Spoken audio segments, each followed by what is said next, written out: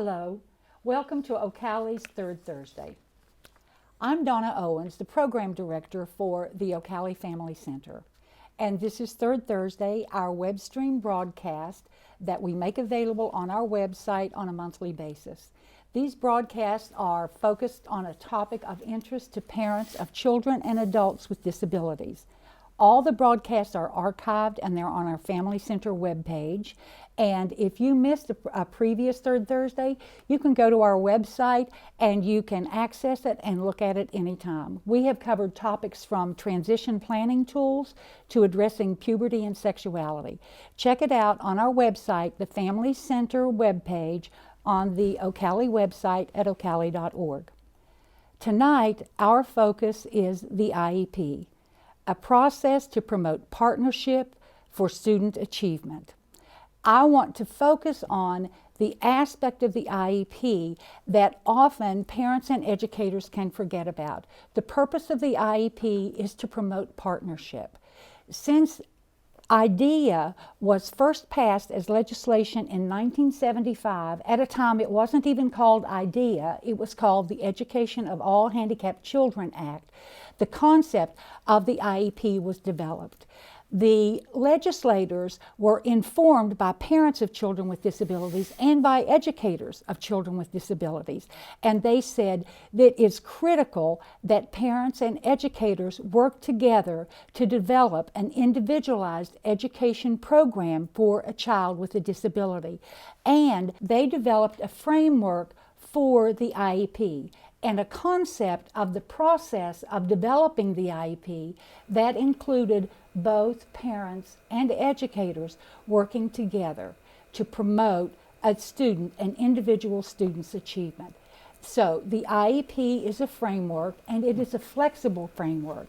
And as a framework, there are particular items that you, educators and parents, are prompted to discuss to help identify what a child's strengths are, what a child's needs are, and to identify what services, instructional services, and accommodations and supports that child is going to need to succeed in the classroom. That's the purpose of the IEP. And so I'm going to be talking to two people tonight who are going to talk to us about their experiences with the IEP, the purpose of the IEP, and how it can be used to promote your child's achievement. I've got with me Dee Marks, and she's the mother of two children with disabilities. She has attended a lot of IEP meetings on their behalf, and she is also the parent mentor for Dublin City Schools. Hi, Dee, Donna. thank you for coming. Thank you. I also have with me Joe Farry. Joe Farry is an educator. He is also the family consultant and the transition consultant. Correct. And I don't know what other hats you wear, but you work at the State Support Team Region 11 here in Central Ohio. Great. And Yes. hi, Donna. Hi, Joe. Thank you for agreeing to talk with Sure. us today. So what I'm going to do is, first of all, give parents a grounding in this IEP document, this infamous IEP document. And Joe, could you just review for us the sections of the IEP, this IEP framework that we're talking about? Sure. And the first thing I want to talk about is that there's basically 15 sections to an IEP. And we're going to be seeing those up on the screen. But I just want to quickly go through each one of those. The first section is future planning. And the future planning part really is a starting point for many families. That gives them the opportunity to express their vision for their son or daughter. It also gives the student an opportunity to express their vision for themselves in the future. This becomes even more critical as they get closer towards transition age, where that's the starting point for the transition plan, for the plan, what are we going to do after they leave school? Right, because So- the purpose of school, Joe, the purpose of school is to prepare this child that's going to become an adult with the skills and knowledge that they're going Correct. to need to be an adult. And that's something I always bring up, is that why is any child in school? And it's to prepare them for when they're not in school. We have a plan in special education. We have the opportunity to have a specific plan that outlines what are we planning to do to lead towards after school, what they're going to do after school. So that's the future planning. Special instructional factors is really just an opportunity to make sure that we look at the things that we want to make sure we touch on the IEP. If a student has a behavior problem, or a student has a speech deficit or a hearing impairment, we want to make sure those things are looked at on the IEP and make sure that they're addressed on the IEP. The profile is section 3. We call it the big picture. It's an opportunity to really kind of talk about the big picture for the student, what their interests are, their needs, their strengths, how they did on certain performance tests, how their disability impacts their ability to participate in the general education curriculum. So it's an opportunity to get that, again, get a starting point. Once we go, and then we immediately, you can see the importance of secondary transition is that it's the 4th thing that we talk about on the IEP. Section 4 is this post-secondary transition. It begins with students at age 13 and a half. If they're going to be 14 during that IEP, that's when we have to formalize our discussion of what we're going to do, what's the plan for the student after high school. And it's quite involved, and I'd be happy to talk to parents individually or come to one of the trainings we have on secondary transition to talk more in detail about that is. But that's a very significant part of this IEP. The next section is measurable annual goals, and that's where we talk about what are the goals that we're going to provide for this student, and they are based on data is received through the present levels of performance.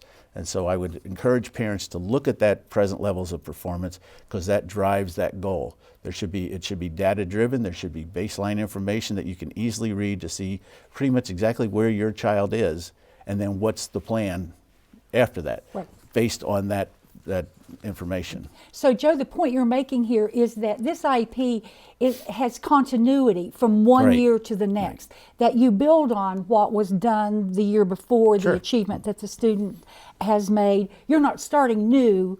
No, you every year. really shouldn't start new. This is like you said, Right. It's a fluid document. You should be able to follow a progression from the time the child enters school to the child leaving school. There should be a progression of what was done, what were the results of those things, and then how do we move forward to provide additional services and supports to the student. Here the specially designed services. Section 7 is a real challenge for both parents and educators, and that's where we often talk about it being the contract between the school district and the parents. Here's what the school district is saying we're going to do on behalf of your child. It's not what the child's going to do, it's not what the parents are going to do. Here's what the school district is going to do on behalf of your child. So that's Section 7. It's oftentimes a challenge to make sure that those things are right, because we'll talk about accommodations, we'll talk about modifications for the student, we'll talk about how much time is the student going to spend in a particular setting. So, and it wants to be very specific about how much time to make sure that that's an appropriate amount of time for that student. If they're going to get occupational therapy Right. services or occupational therapy consultant because they Correct. want the consultant to work with the teacher about issues, or speech language services would Correct. be Yep. another. Tutoring services. Yeah, and I would encourage parents to, if they have an opportunity to go to a professional development, I know there's SSTs throughout the state of Ohio. Right. I would encourage them, if they saw a professional development that was the subject of IEPs, that they go to that, find out what those roles are and what their role is, because oftentimes I hear things like they're going to do, or it's not them, it's you are an equal partner in this, and you have to consider yourself and look at yourself as an equal partner in this whole process. You, and I'm sure Donna, you probably said this before, is you know way more about your child than anybody else does, and your input is very, very important. So don't ever think that you're not somehow on the same level as anybody else. You are, and in fact, you're probably one of the most important people sitting at the table. So I would encourage you to kind of get a good, if you don't already know, to get a good handle on what your role is and what the role in general is in the IEP process. Mm-hmm. Okay, I'm quickly going on here to transportation is at Section 8, and that's if there's any need for special transportation. It's not going to be if you're just going to take the regular bus or whatever else, but that's some kind of special transportation which will require additional services provided by the district. The non-academic and extracurricular activities, that was put in the IEP about 7, 8 years ago, maybe a little longer than that actually now. And it was to ensure that students that have disabilities are participating with non-disabled students. We were kind of talking about your son is in a play that's coming up, and that's fantastic. But you know, we wanted to, again, they wanted to make sure that they have it in writing, that your son has the opportunity, your daughter has the opportunity to participate in the same activities as any other student in that district, unless there is a reason why they can't. And then there needs to be an explanation why they can't do that. Right. So that's the non-academic and extracurricular activities part. Then general factors is just kind of, again, another checklist type thing, but the least restrictive environment I want to talk a little bit about too, because you'll often hear school districts call it the LRE. If they're talking about the LRE, they're talking about the least restrictive environment, and that's what special education from the beginning has always wanted to strive for. Where is the least restrictive place where your son or daughter will receive the appropriate services and goals that they need? So you look at that least restrictive environment. Is it going to be in the building, the school building, that your neighborhood school building, for instance? And if not, why not? Is a student going to be get these services in the general education classroom? And that means all services. If they aren't, then there has to be an explanation, and it could be a very good explanation why they're not. But if they're not, then you just need to defend why we're doing whatever we're doing on that IEP. It has to be for that child's benefit. Right. And not for the convenience of the school district, not for any other reason, that this is the appropriate, and that's very important in special education to talk about what's appropriate, and that's part of FAPE, free, appropriate public education. So we want to make sure that we are, there's a reason why we're doing everything. Everything that we're doing, right. Again, and then quickly they talk about state and district-wide testing, and then meeting participants. There are certain members of that are required to be at an IEP meeting, and if not, they're required to have written permission beforehand, before the meeting, to excuse those persons. So, so we want to make sure that's there, and we certainly want to make sure the parents are there. And then the signature page, and then if the child has a visual impairment, that's section 15, and it talks about whether Braille is going to be used or what other form of communication a student with a visual impairment will require. Right. So that's kind of it in a nutshell. I kind of feel like I went very fast through that, but well, you did, but the point I think that I wanted to make here, that this IEP document is a framework, and this is a framework for a discussion between parents and educators. And these sections are basically, in some sense, they're prompts for, okay, now we need to talk about the general profile about this student. What are his likes and dislikes? And, you know, and what times might he perform best or not? What things do we need to be? Those are the things that really can be very helpful to teachers, and that's parent input on that one, that, you know, here's what works at home. Right, you know, exactly. Thank you, the teacher says, because now I can use those and not have to wait 6 weeks to discover that myself. Yeah, that's right. So, you know, that's a very important part of that IEP. And it is, like you said, it's a fluid document. It's something that you have to have input from all parties, and that includes the parents. And I often suggest that parents, if it's not an automatic thing at your district, that you request a draft IEP ahead of time. It gives you as a parent an opportunity to see what's on there, and then to be able to add your input to that too. And so then you can come back and have that discussion back and forth. So it's not a one-sided thing, here's your IEP and that's what we're doing. It's not, and don't accept that if that's the way that's coming across. That's exactly right.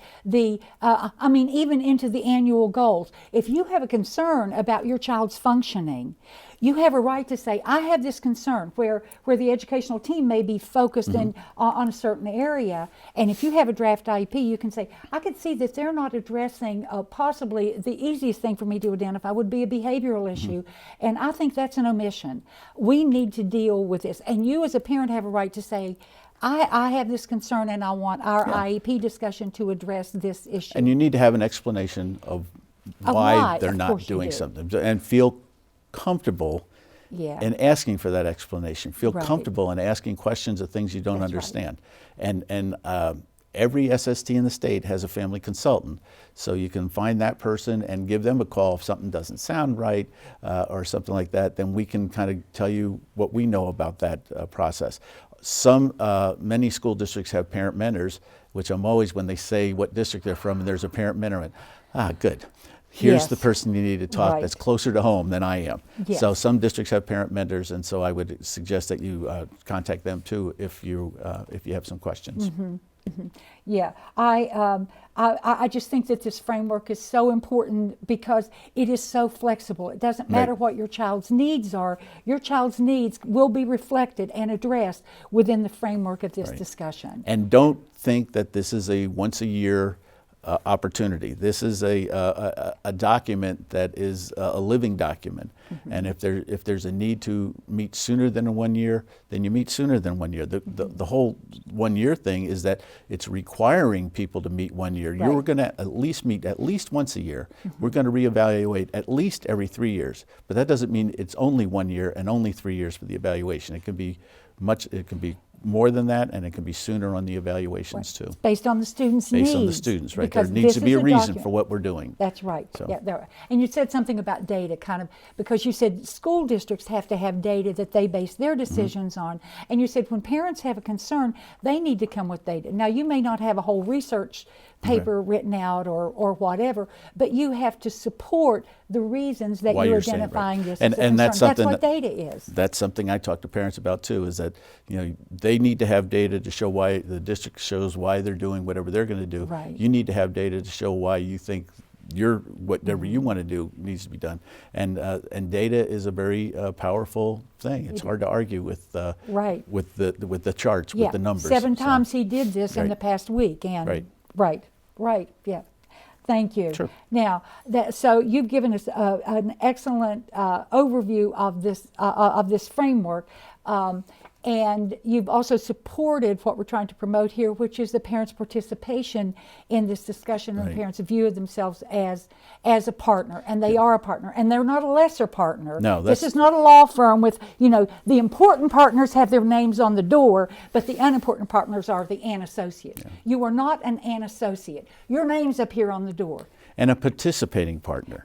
Yes. As when I was a former special ed director, one of the things that really kind of got to me was a parent that would come to the meeting but wouldn't say a word and felt like, maybe there was, I don't know whether they felt ganged up on or, there's so many other people at the table. Yeah. You need to be able to, I always tell parents, and I probably told Dee this at one point when we talked together, is that your kid's worth it.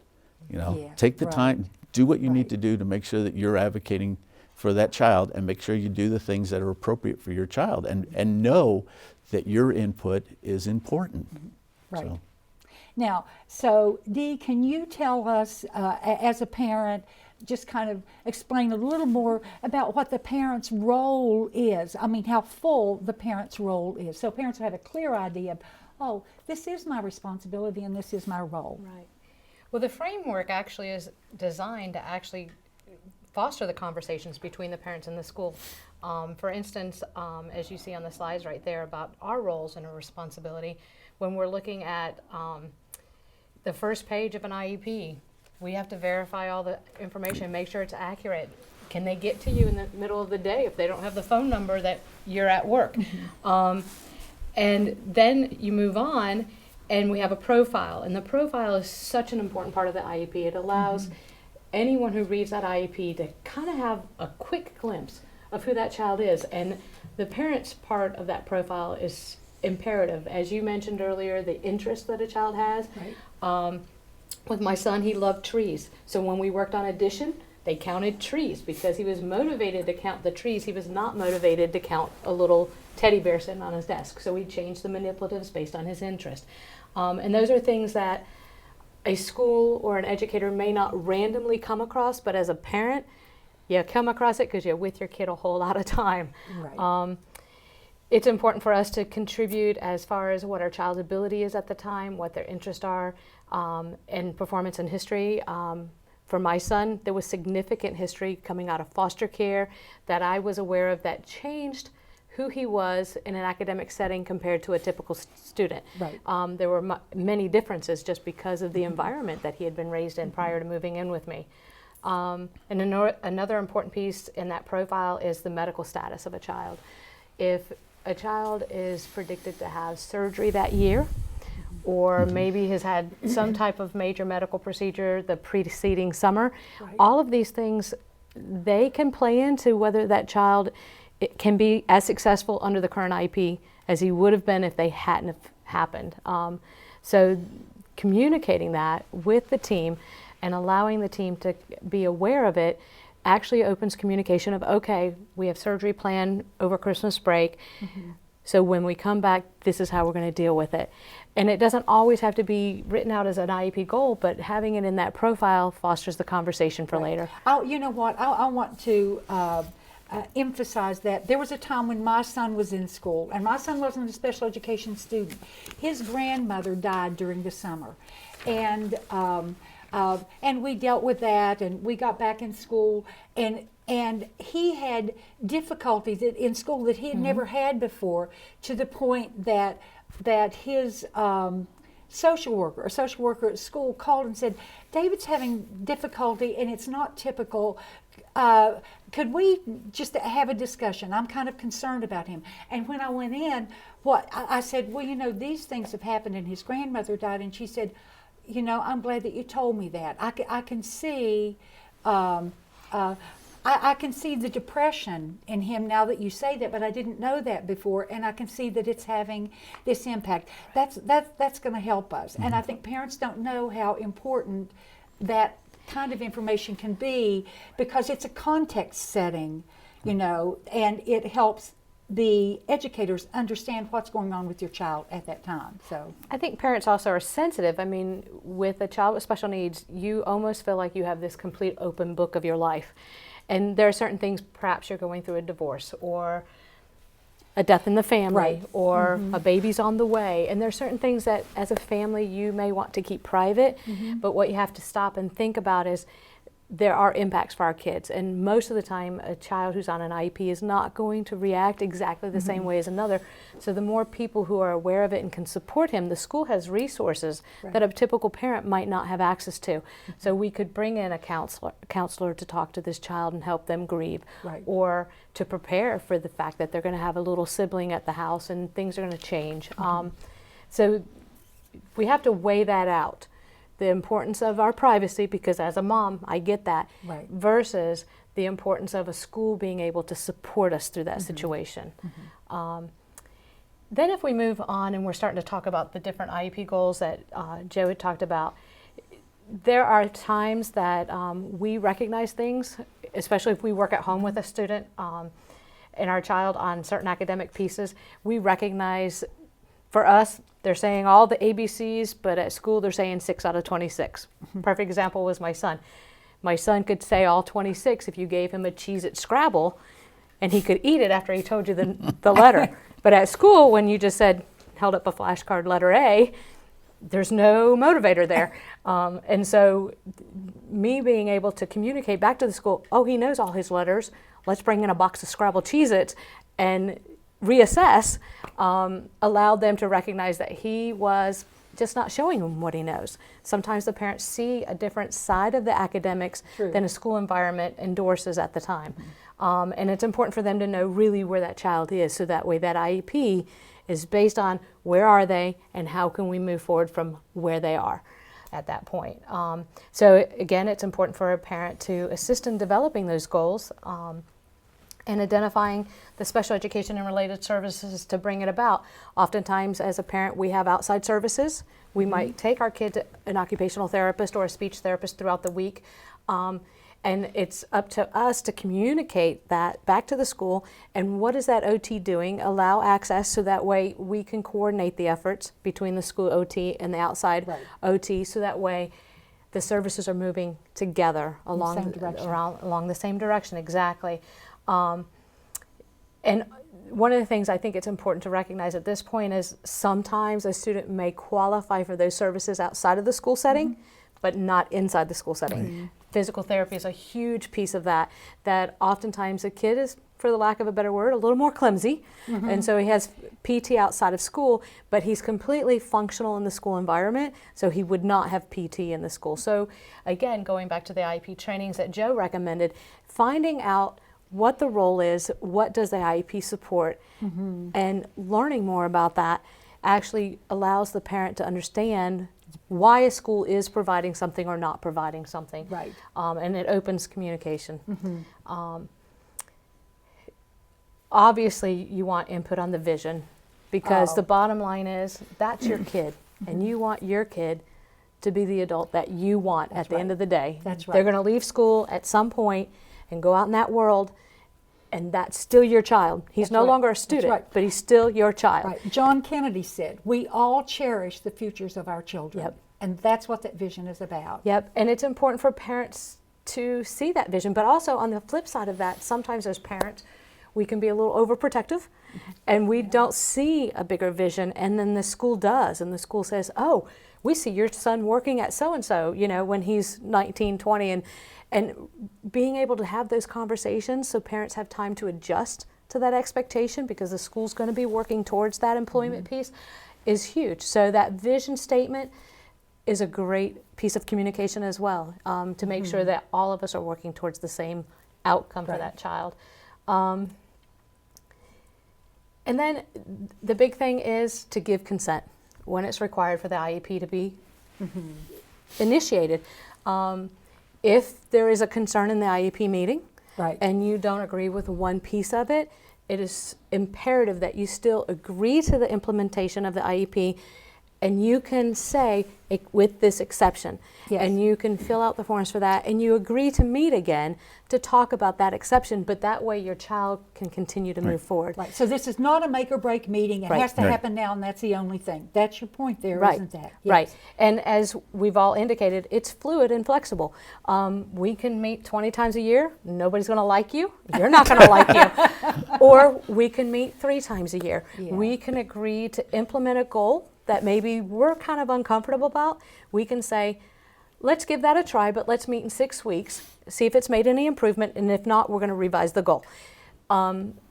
It is truly meant to be designed to support that student. And everyone at that table has that same goal, but we all have different visions, different expectations, and different roles. And so sometimes there's not a commonality. And so we can agree to compromise for a time period, meet together, is it working? And if it's not, let's try this. Right, right. I love that. I like that idea. I do want to address the issue of standards-based education, because I Okay. know that there's a lot of discussion about that, Joe. And I want you to just give us kind of a grounding in, is the IEP just related to standards?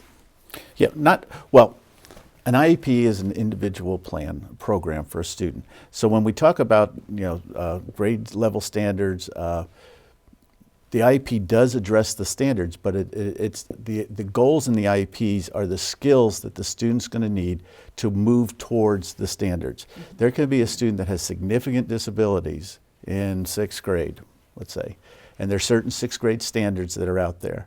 This child is way far from being near the 6th grade standards. That doesn't mean we don't do anything. The goals that we're doing should be appropriate, but they all should be leading towards that 6th grade standard. Even if that child never will reach that standard, it's the skills that we're looking at. What are we going to do to improve those skills, working towards the standards?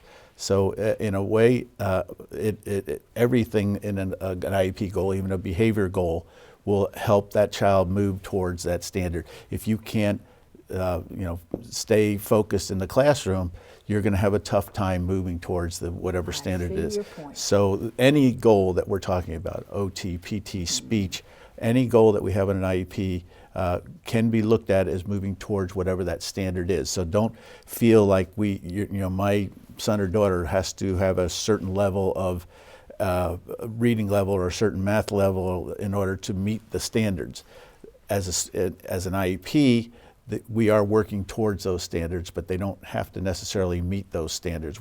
Our job is to work towards getting those goals, getting the skills, improving skills for that student, and taking them to wherever they are and moving them from there forward. Right. So that approaching that standard is possible Right, for them. right. So there's They nothing may or extra- may not ever meet that That's standard, right. but we're going to work towards approaching, Right, like you said, yeah, approaching right. the So standards. we're just not looking at academic No. IEP Oh, goals. absolutely necessarily. not, no, Right. And, no. and so, and Dee, and you kind of talked about this a little bit, I think, but how does this work in real life? What about students who have intensive needs? And I ask you to do this particularly because when your son first entered school, he had some very intensive needs. And I do know that he has made some tremendous progress.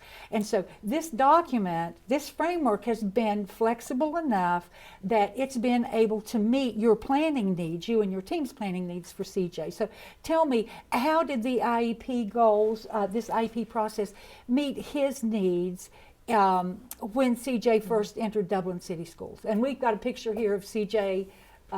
You can see an adorable little boy, but tell us about that.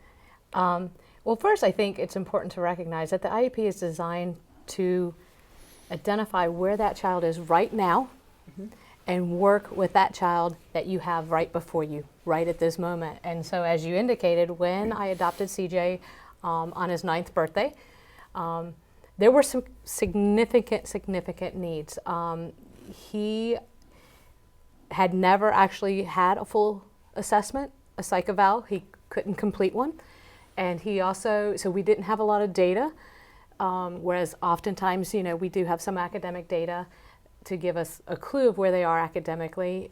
He was nonverbal, and his behavior was extreme to say the least. And so when we first met as a team, it was really identifying where is he right now, and what do we need to do to support him right at this moment? We really weren't even looking towards the end of the IEP, which normally you look for that full year. It was just, we need to cope. Right for all now. senses of the word, as educators, as a mom, we needed to cope with who my son was at that moment. So his IEP did have academic standards and goals in it. He, for all intents and purposes, did not know his ABCs and his letters and numbers and things like that. So we wanted to address that, but we also recognized he wasn't able to learn those because his behaviors were so extreme and the communication issue. So the IEP at that time, for the most part, addressed how do we deal with these extreme behaviors in a classroom setting, but also to make sure that we were addressing it at home in a similar manner, because we recognized that the behaviors were a continuum. And if he got away with them in one environment, then it continued and it actually became exasperated in the next environment. So the IEP goals focused on the behavior and also on communication. So one of the first things we did is, how do we address the fact that he can't tell us how he's feeling? Because behaviors are a form of communication. Right. And he was telling us that he was frustrated, and it was just being shown in all these inappropriate manners, whether it was destroying a classroom, whether it was throwing up on his schoolwork, peeing on a teacher. There were some extreme behaviors. And so what we needed to do is give him a way to communicate. So a big part of the IEP was addressed with that. So we created a visual schedule, and that was written into the IEP to create some type of visual schedule so he knew what he was doing step by step throughout the day, because that kind of gave him a clue that there was nothing unexpected.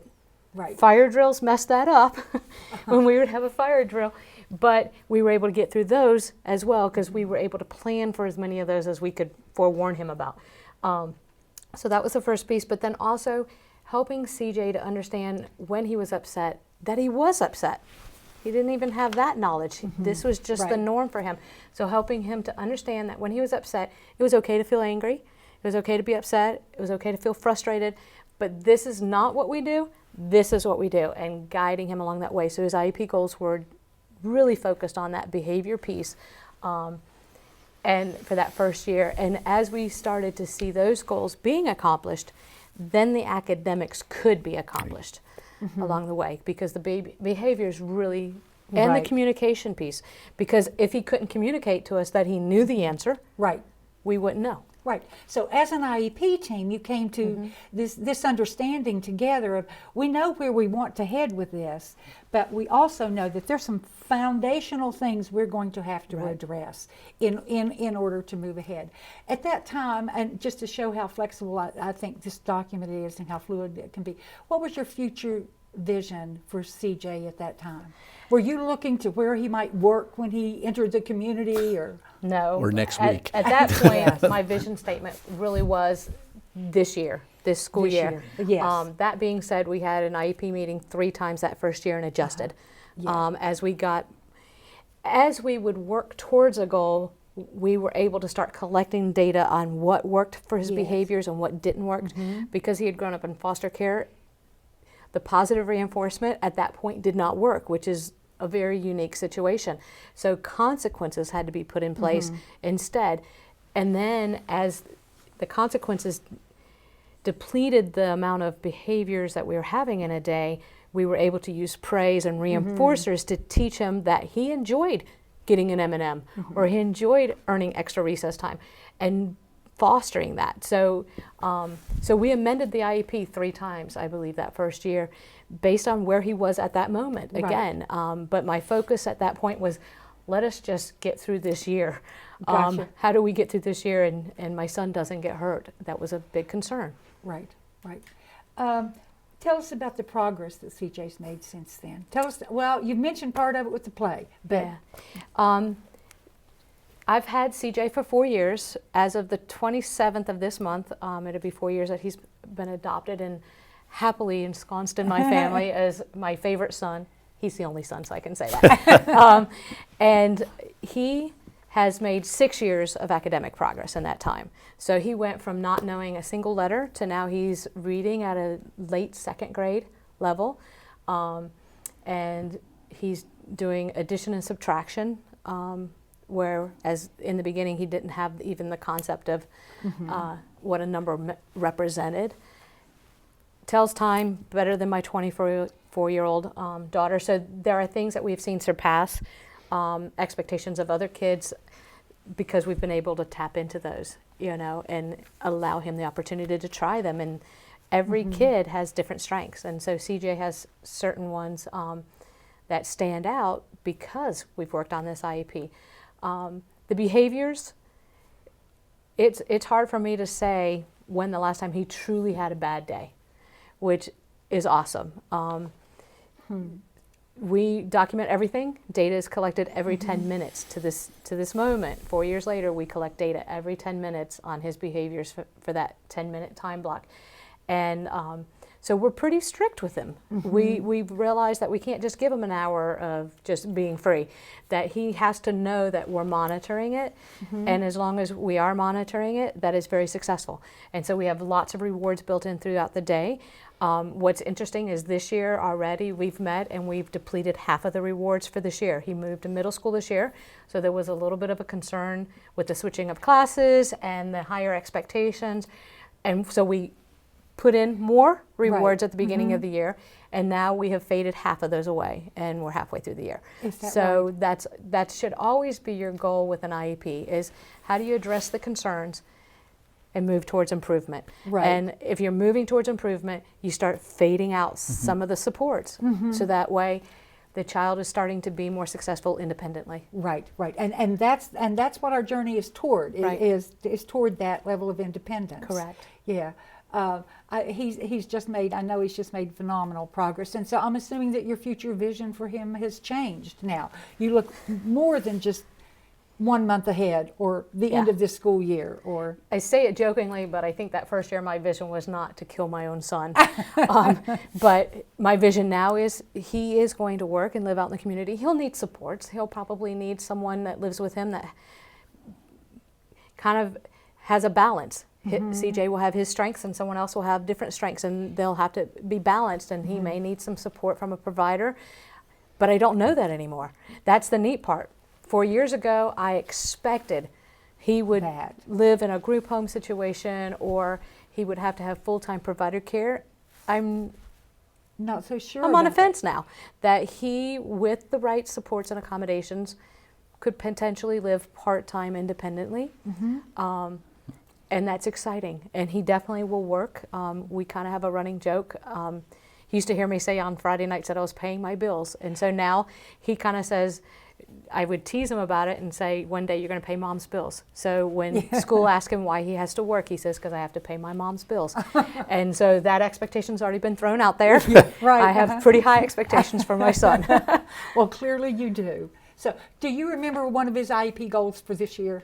Just For this year, by the end of the year, we're expecting him, and this shows how far behaviorally he has gone, by the end of this IEP session, and actually it's by the end of the school year, we mark this one, he's expected to walk from one classroom to another completely independently without any support.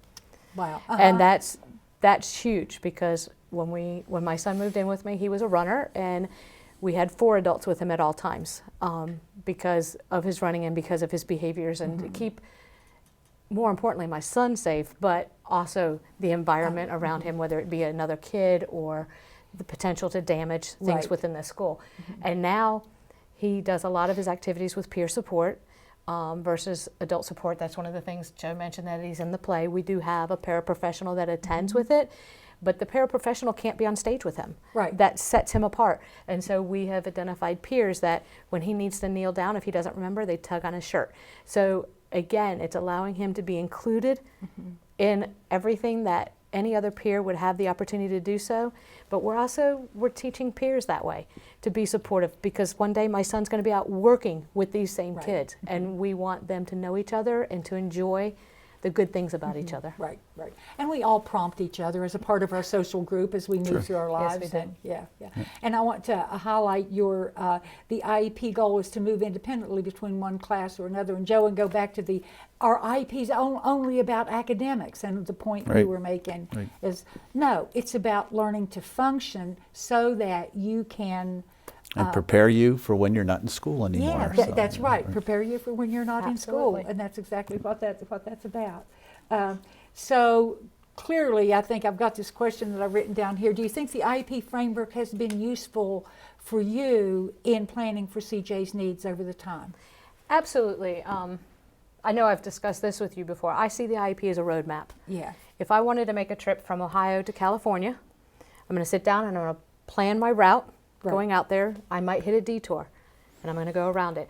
I might see a billboard for a really cool exhibit that just happens to be on that week and stop and go see it. That's okay, as long as I get to California on the date that I'm supposed to. And so an IEP is, in my mind, designed the same way. There's a start date and there's an end date. And by the end date, I need to have met all of those goals and got to the end of that trip. That being said, there's a lot of things that happen in between. We're struggling with CJ doing hygiene now. That's not something that we've written into the IEP, but I'm meeting with the OT and we're working with him on it.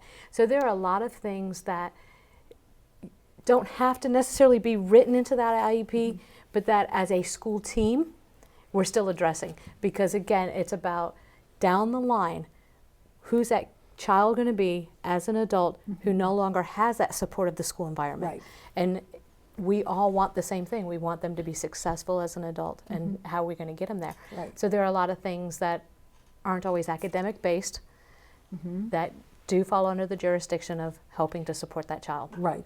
And Joe, that would be a point that you would make. She was saying, we're working on hygiene right now. We haven't written this into the IEP, but with a functioning team, that's something that you could make known to your team, and that the school would be. I tell teachers often, I said, you can do more than what's on that IEP. You just can't do less than what's on that IEP. So don't feel that, I only can work on these things that are in this written document. If this situation comes up, then you work with that. You work with the OT. And then if it's a need that needs to be part of the IEP in the future, well, then we'll add it to the IEP. But the thing is, you do what's right for the child, and good professionals will always do what's right for the child, whether there's a document that says it or whether their heart says it. They're going to do what's right for the child. So. And when you have a functioning team, then you work as a team toward what you both know, or all the team members know is your common goal. And as Dee said, a functioning team doesn't mean that we always have to agree on everything. That's right, yeah. And we can agree to disagree, but we still want to keep that feeling of, we can still work together. Right. I might not agree with what you're saying, but let's work on that. Let's see how we can make everybody, happy or satisfied with what the final result is. Yeah. Dee, you've had disagreements with your team? Oh yeah.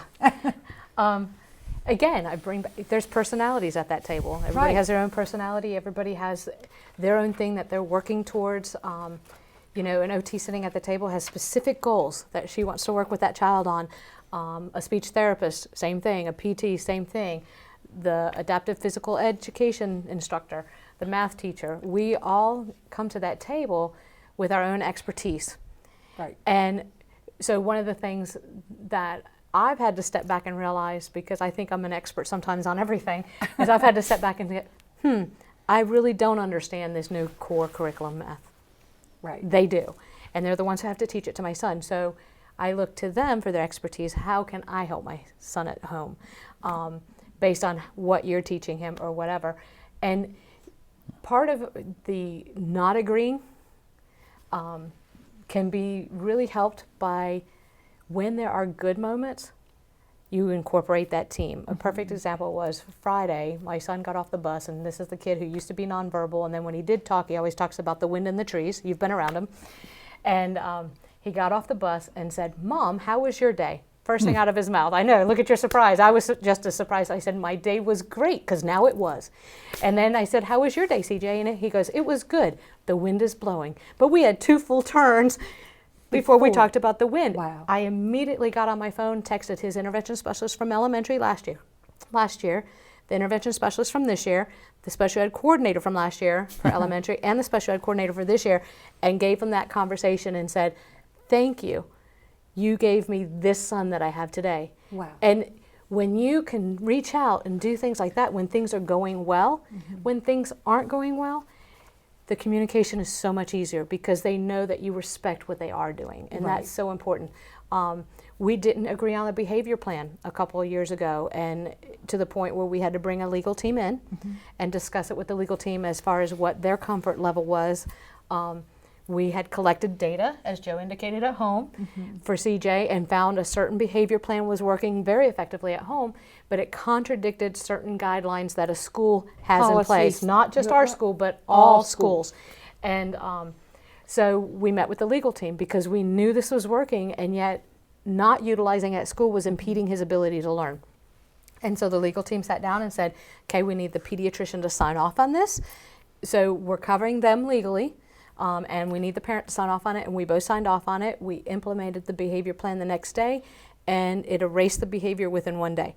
So it was very effective, but I had to recognize that they have boundaries, and they have certain rules and guidelines that they have to embrace, and I have to respect that. Right. So what do I need to do to meet you there? Just as much as I expect when I sit at the table and I'm worried about something, what do they need to do to meet me where I am as well as the mom? Right, right, yeah. Oh, I want to thank you both, but I don't want us to close without some advice to parents about what they can do to become more knowledgeable. And Joe, what would you say? Well, again, it's probably just repeating what I said earlier. Make sure that you are a part of that team. Don't feel that you're not. If you have a question, ask it. Don't feel that there's any expectation that you would know everything they are talking about. So make sure you do that. I had some other things here. It's a fluid document. We talked about it being a fluid document. Ask questions. Contact the family consultants wherever you are in the state if you need to have some questions answered. If you have a parent mentor, work with the parent mentor because those people can really help you. There's other organizations out there that at no charge will provide assistance to the parents in that IEP process, in the testing process. So just, I guess, don't ever feel like you're alone and you're fighting this battle yourself, and it Because shouldn't you even are be not. considered a battle. It's a Right. journey that you're taking with your son or daughter, but there are people that are out there that can assist you and help you, and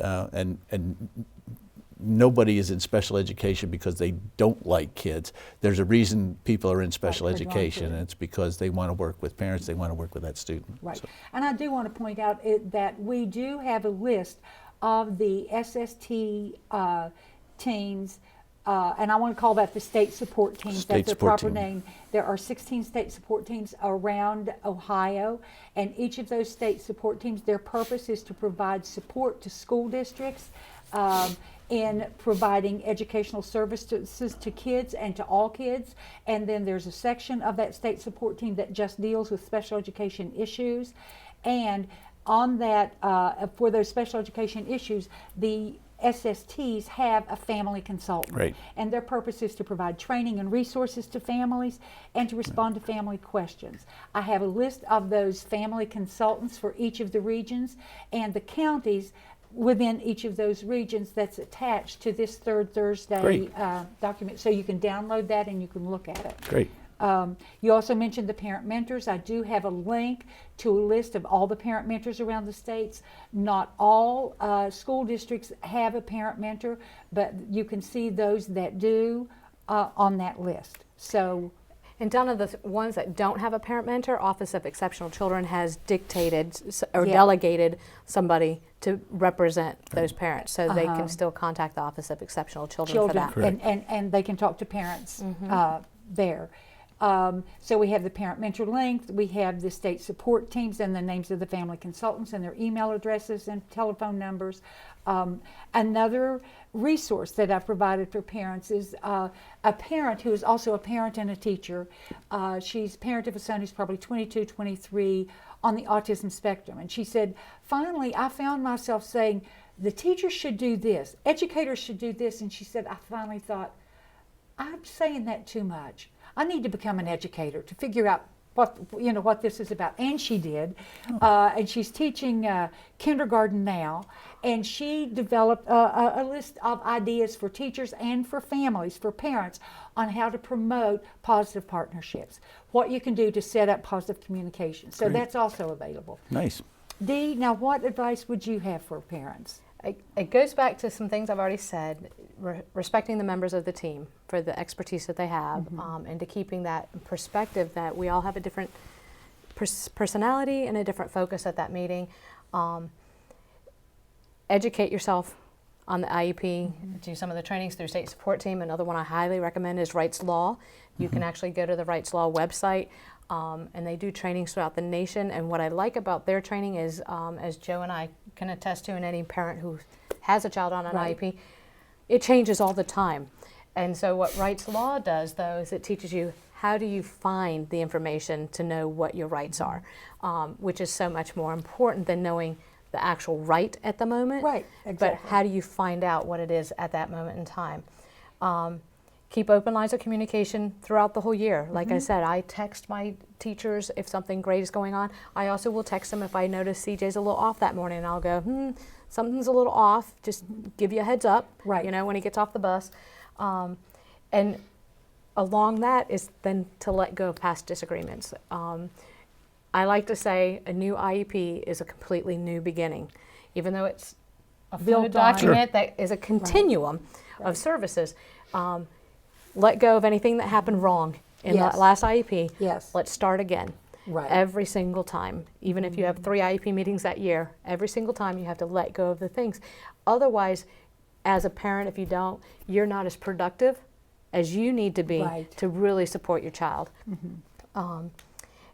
A big piece that I think parents struggle with is we look at our child and we see all these needs.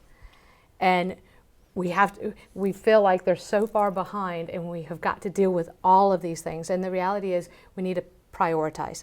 We need to pick which are the most significant needs and make sure the IEP highly focuses on those. So for instance, when I first got CJ, the IEP really focused on the behavior and the communication because those were the priorities. My kid didn't know numbers. He didn't know his name because I had adopted him. And so I switched his name. I was a mean mom. But he needed to know those things. Right. That's true as well. But I recognized that the priorities were the behaviors and communication, and so we made sure the IEP addressed those as the priorities, because you can always do more, as Joe indicated, than what's on the IEP, but that needs to be that base document, that foundation. And then to keep in mind, I think as we go along, parents struggle as schools start to fade supports. And they're like, but my son still needs. And I think as parents, we need to recognize that that's a good thing, that means our child is more successful, that they have come a long way, that the IEP and that communication that we've used the IEP to address the needs of that child have been effective. And therefore the child needs less supports. And that's the goal. Our children need to work more towards independence, not only in the academic setting, but in the home setting and in the community. And so the goal of the IEP is to address these concerns, but in such a way that the child becomes more independent in dealing with those concerns. Exactly. Exactly. And I think that would be it. Okay. There was one more resource that I want to mention. that is also available on your resource list attached to this third Thursday, and that is the Ohio Coalition for the Education of Children with Disabilities. And it is Ohio's funded parent training and information center. And they also provide trainings to parents on the IEP process, on specialized kind of topics in special education. They'll provide telephone assistance to parents. If you have questions about your child's IEP and you feel like you're having difficulty getting your points across, they can help you, they can help support you in communicating with your team. So that's the Ohio Coalition for the Education of Children with Disabilities. I also want to point out, not only does our Ohio Department of Education, the Office for Exceptional Children, fund our state support teams and the family consultants, they also fund the Ohio Coalition for the Education of Children with Disabilities for the purpose of providing information to parents about the special education process and about IEPs. The Department of Education wants you to feel a part of the team as a parent, wants you to be informed, and wants you to participate. Joe? Could I make a plug? Yes, you can. You reminded me when we talked about the Ohio Coalition that on March 12th, we're going to have, at SST 11, we're going to have a IEP clinic. And we're going to have, we're co-sponsored with the Ohio Coalition. We'll have people from the Ohio Coalition talking about parents and their involvement in the IEP process. We'll also have a vendors fair there, and we'll also have the opportunity to sit down one-on-one, bring your child's IEP, sit down one-on-one, and be able to kind of talk about things for about a 15-minute session. So contact Tina Forshee at 614-753-4681 if you'd like to participate in that. But it's March 12th. In fact, you helped us out last year, That's didn't right. you? Be there this year. So, And I would imagine that the Ohio Coalition is willing to do those same IEP clinics in other regions, not Could just be, here in yeah. Central Ohio. That's something to talk to your Yeah. SST family consultant ask them about it. I know they do it in That's Dayton, right. but I don't know anywhere else. So, that was my unabashed plug for my. That's fine. Well, I'm and glad. Donna, we can get Tina to add a flyer that you could put Right. on at the I end can of do this that. presentation as well. Sure. So that way they have all the information that Right. they need for it. Right. We all benefit and kids benefit when we work together. Right. Thank you. Thanks, Donna. Thank you. Thanks for joining me. Yeah, it was fun.